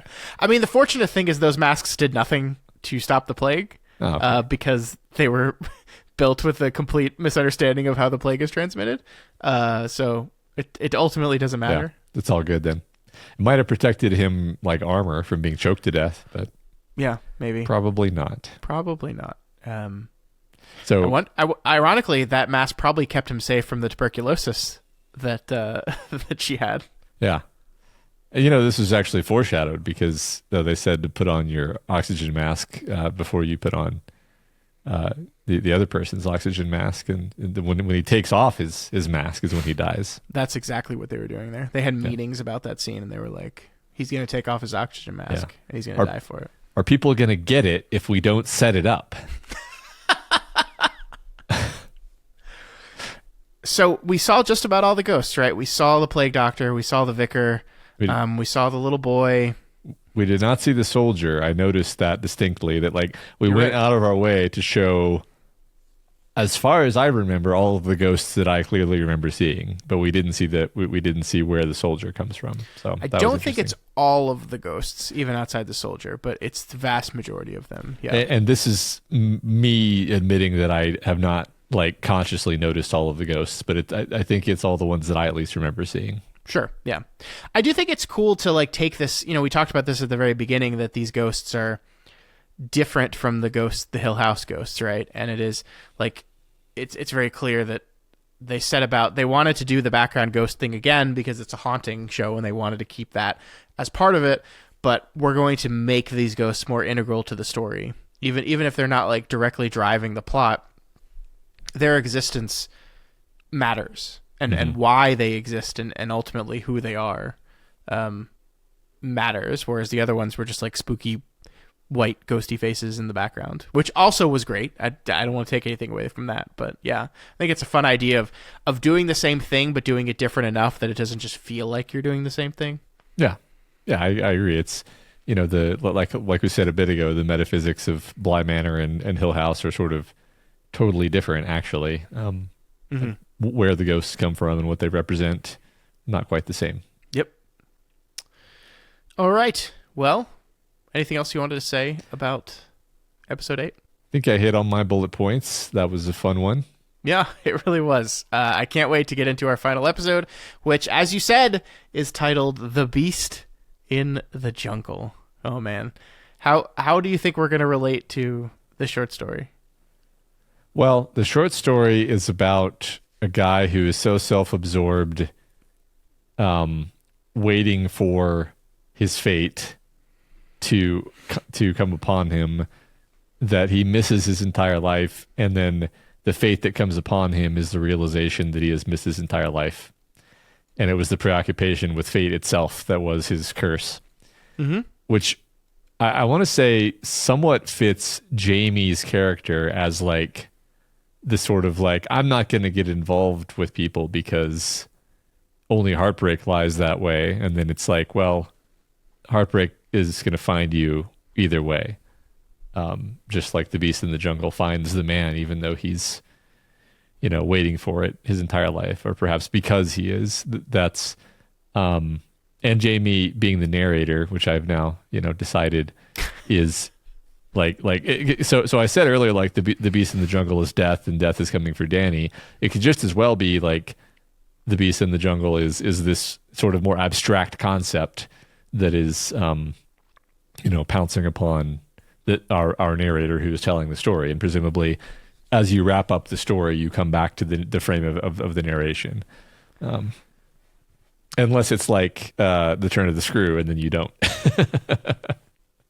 You just stop. Guess we'll find out next week. Guess we'll find out. No, I like all that. I can't wait to see your feelings on the end of the show. All right. Which we will see next week on episode 9, The Beast in the Jungle. Matt, before we go, we do have some discussion question work to do. Let's do it. So I believe our question from last week, actually, it's from 2 weeks ago. It's the question on the Two Faces Part 2. No, was it? I'm so. I think confused. no. It was the Jolly Corner. Yes, because we're doppelganger. Doppelgangers. Yes, you're right. Yes. You're right. Yes. So it is. What is your favorite doppelganger? Favorite doppelgangers, and yeah, let's get into it. So Busy Dad 82 says, "I'm gonna get weird here, but John Woo's Face Off." A story where apparently the only way John Archer, an FBI agent, can stop a terror plot is to literally switch faces with the plotter, Castor Troy. Things take a terrible turn when Troy wakes up without his face and forces the face doctors to put Archer's face on his own, forcing a showdown where the characters must confront circus mirror versions of themselves. This is classic John Woo, ridiculous action, slow motion, explosions, and doves for some reason. It's also classic Nick Cage, back when we were all innocent enough to not realize this dude just sort of plays himself in every movie with varying results. Bite your tongue, Busy Dad 82. That's not... Look, it's the greatest movie of all time. Just simply... Like, remember when he does, like, the waterfall thing? I do. Remember when he says, so I want to take his face off. I mean, the best part is that you've got Nicolas Cage and John Travolta trying to play each other's like personalities, and it's just very fun. One of my favorite memories in life is that we saw this movie with my grandfather, and he could not follow any of that. He just could not. You just could not get him to understand that. No, like, yes, he looks like Nick Cage, but that is John Travolta now, and vice versa. He just it just was beyond him. I loved the man very much, but just be like, you see that face John Travolta's doing right there, okay? He's doing that because he's trying to look like the way Nick Cage looks. Great answer. Yeah, it counts. yeah. I think this totally counts. Of course it does. We will always accept Face Off as the answer to any discussion question. All right, next we have Aqualungfish, who says, I think for the discussion question, I'm going to have to go with the movie Us. The movie has doppelgangers coming out of the woodwork, with every member of the family having a creepy, evil double who shows up to menace their alter ego. From the mom's raspy voice to the youngest children's nearly silent, Gollum-like movements, everything about them is tailor-made to creep you the hell out. And hey, why is the mom the only one who can talk? Wonder what's that about? Without giving things away, what I like about this depiction is the concept of how it is used to examine a ton of things at once.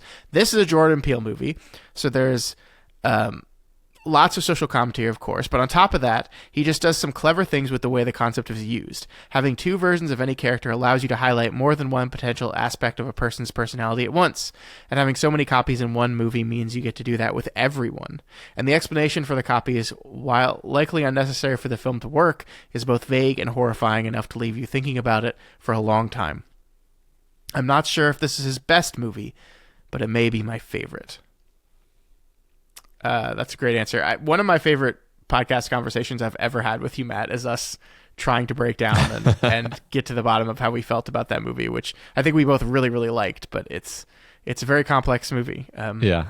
Well, it is very scary. I was really creeped out by the, like he pointed out, the movements of the characters. Yeah. Does All Jordan right. Peele have a new movie coming out soon? I think he does. I thought so, but now I can't remember what it is. Let us know if you find it. I really liked Nope too, so Yeah. I'm so into everything this guy does. Yeah.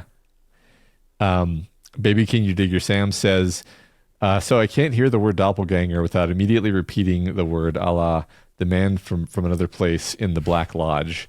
David Lynch sure loved doppelgangers and explored them in several of his creations. The Prestige is an obvious choice here, but I can't really go into that too much without spoiling the movie. So I'll go with my favorite Hitchcock film, Vertigo. In my opinion, this is a masterpiece. He created the vertigo effect shot to physically depict the sensation of vertigo. Another incredible Bernard Herrmann score and beautiful San Francisco vistas. Jimmy Stewart is fantastic as the Madeline-obsessed ex-cop, and Kim Novak is sublime as the doomed Madeline/Judy. Perfect thriller. I don't know that I've ever seen Vertigo. What? So, yeah, no. I'm sorry. You have upset me once again. I've seen a number of Hitchcock movies. One of the greatest movies of all time. In fact, often on lists as just the best movie ever. Yeah, but they also put Jean Dielman on the list of the best movies ever, Scott. So, Yeah? What's Okay. your point? Okay. You didn't Okay. like that movie? Scott, we had a good I- conversation about that movie. I Did loved like- that movie. I enjoyed talking about that movie with you. I don't know if that movie entertained me, Well, sometimes it's not about just being entertained, Matt. Fellowship of the Ring, Jean Dielman. This is not a difficult question for That's me. not fair. You're right, it's not. That's apples and oranges. I rest my case. Next, we have House of Seven Paws, who says they'll go with the 2018 movie Cam, an underappreciated Netflix release that combines two of my favorite subgenres, haunted media horror and workplace horror. Madeline Brewer plays an online sex worker who mainly lives off of tips sent by viewers of her streaming channel, which is just one of hundreds in a hyper-competitive system run by some faceless company. One day she finds that she's locked out of her account, and something that looks just like her show is being done by someone who looks just like her. It quickly becomes apparent that this can't be a physical person. It's online every minute of the day doing her show, which seems to be all it can do, but that's enough to put her in a lot of personal and financial trouble. The thing does seem to have some kind of mind of its own, and you could easily read this as an AI story, or it could be supernatural. There's no way to know where it came from or what its goals are other than getting attention. Brewer gives a great double performance, with the human character gradually shedding her flirty online persona as she gets more desperate, and the inhuman one turning that persona further up to increasingly creepy ways. The scene where she finally confronts it directly is wonderful. The way the thing reacts is definitely not what you would expect. This is a great answer. I had completely forgotten about this movie. I saw this movie in 2018 when it came out, and I thought it was horrifying and fascinating. It's a great answer. Great answer. I don't think I've heard of it. It was a small movie. I think this is another one I watched at Fantastic Fest. Kind of a small movie that I don't know how it's not even showing up as not rated, so it doesn't even seem like it got like a wide release. It's one of those really intriguing concepts where as soon as I hear it, I'm like, well, I have to find out what happens. I wonder if it's still on Netflix. You can probably go watch it. Right? Sometimes Netflix drops their stuff. Let me type it in. Okay, that's not good. I typed Cam and it came up with Fireplace for Your Home and Jurassic World Chaos Theory. So. Okay, so. It seems like it might have been dropped from Netflix, okay. Which is a shame. Unfortunate. This is why, folks, I suggest getting all of the Mike Flanagan things on physical media you can get, because you never know when Netflix is just going to go like, meh, we're done. We don't have room on our servers for this movie anymore. Which, by the way, I forgot to mention this during the episode proper, but like, this episode is gorgeous that we just watched, the Romance of Certain Old Clothes. Gorgeous episode. The black and white is gorgeous. It looks so much better on a disc, folks. Like, we've talked about this on other podcasts, that the compression algorithm that Netflix uses often does like murder to blacks and to dark spots, and this is an episode absolutely chock full of dark black spots in the frame.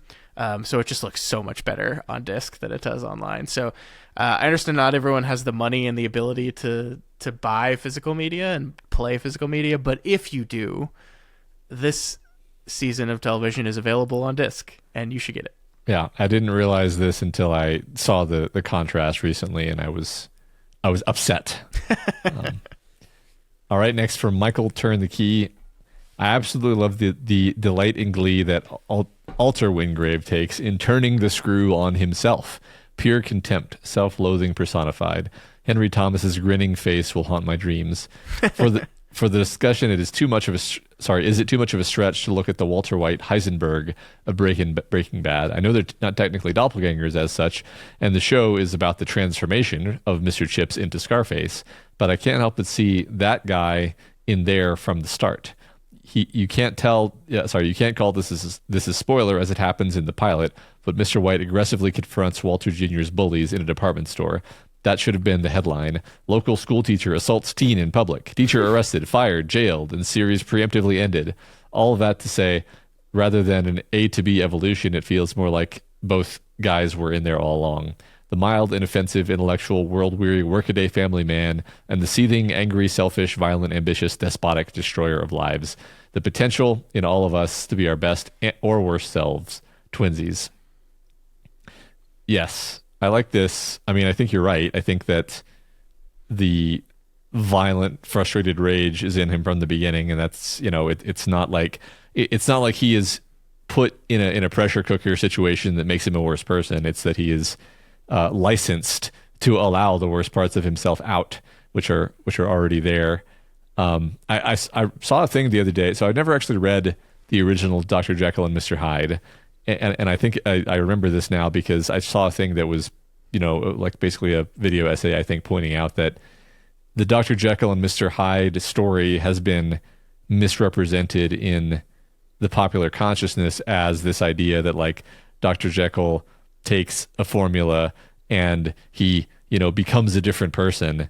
I think the actual story from what this video essay was claiming is no, he becomes physically monstrous, but he essentially it is essentially still Dr. Jekyll using his physical transformation as a kind of disguise to excuse his monstrous actions.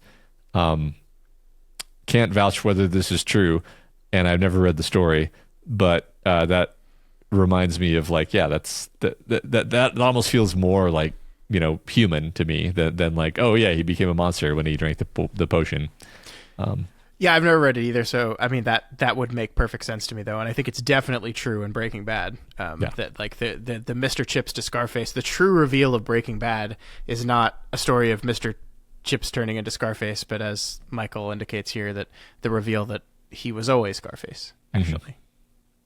Mm-hmm. Yeah. All right, and then just to rapidly go through the remaining answers. Thanks everyone as always. Pear Jane chooses T-1000's multiple doppelgangers in Terminator 2. Also, we have two identical twins portraying Sarah Connor. Two ripped Sarah Connors portrayed in a mirror, referring to the scene from the extended edition where the actress and her identical twin are opposite each other in the shot, so that we can do an elaborate thing where we reach into Arnold's head. Anyway, Ruth Jess picks Dale Cooper's doppelgangers in Twin Peaks: The Return, loving the juxtaposition of evil Coop, cheery cherry pie good Coop, and bizarre catatonic Dougie Coop. I really love reading these Twin Peaks answers because I have no idea what the hell they're talking about. Apocalypse Wind 7 selects Lake Mungo's ending as an unconventional doppelganger story, with influence on Flanagan, featuring one of horror's most horrifying and devastating moments. Interesting. Don't know what that is either. Zage highlights Doctor Who's The Zygon Invasion/Inversion, where the Doctor must contend with the doppelganger of Clara, culminating in one of the best monologues in written media. That's quite a compliment. Kat Shepsut chooses a ballet production of Dr. Jekyll and Mr. Hyde that was literally breathtaking and lives rent-free in their brain. A ballet production of Jekyll and Hyde. Huh. I'm sure it's great. I bet it is. That sounds fascinating. Yeah. All right. Ready for our next week's discussion question? Yeah, the final one. For this week's discussion question, you ask us your questions. What do you want to talk about? What do you want to ask us about? What thoughts do you have about the show? And be more, open-ended with this one. Yeah, I think there's going to be a really cool thing that happens where our overview episode on the show is going to land on December 25th, because Christmas is on a Thursday this year. So it will be both the overview episode of Bly Manor.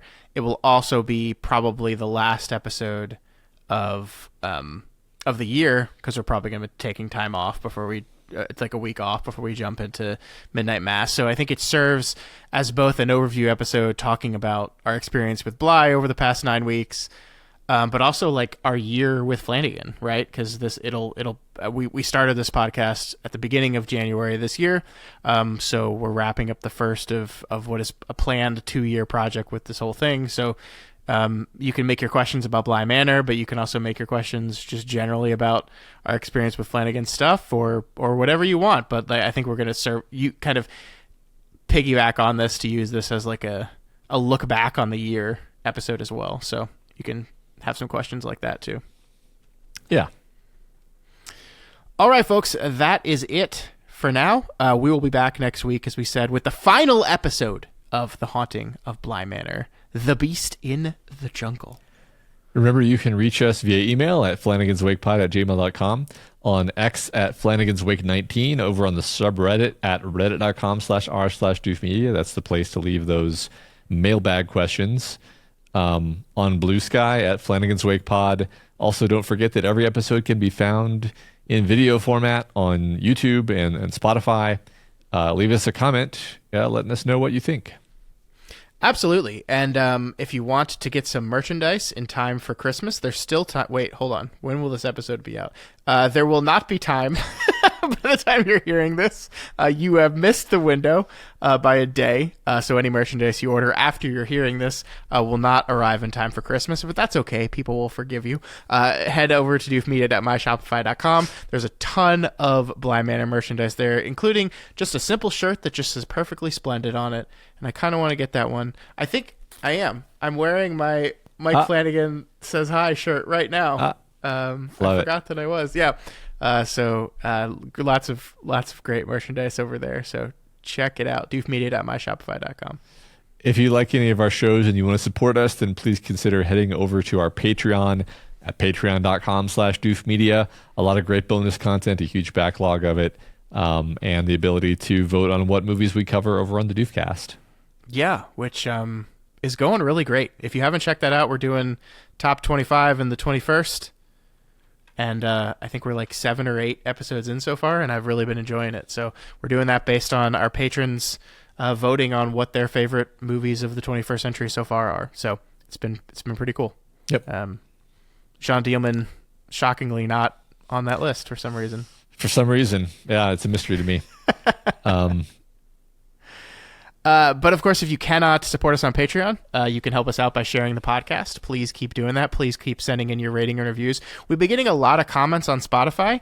I'm trying to go through and respond to those as I can, but please keep those comments going. We love interacting with y'all. We love talking with y'all. So keep them going on YouTube, on Spotify, all the different places. We want to talk to y'all. So keep it up. Yeah. Thanks. All right, folks. Next week, the last episode. It's already here. I can't believe it. It both feels like we've been talking about Bly Manor forever, and it feels like we just started. And yet, the end is nigh. It's true. It's like we're stuck in a glue trap of some kind. Yeah. Until then, enjoy being trapped in your box, Mr. Flanagan. See you next week.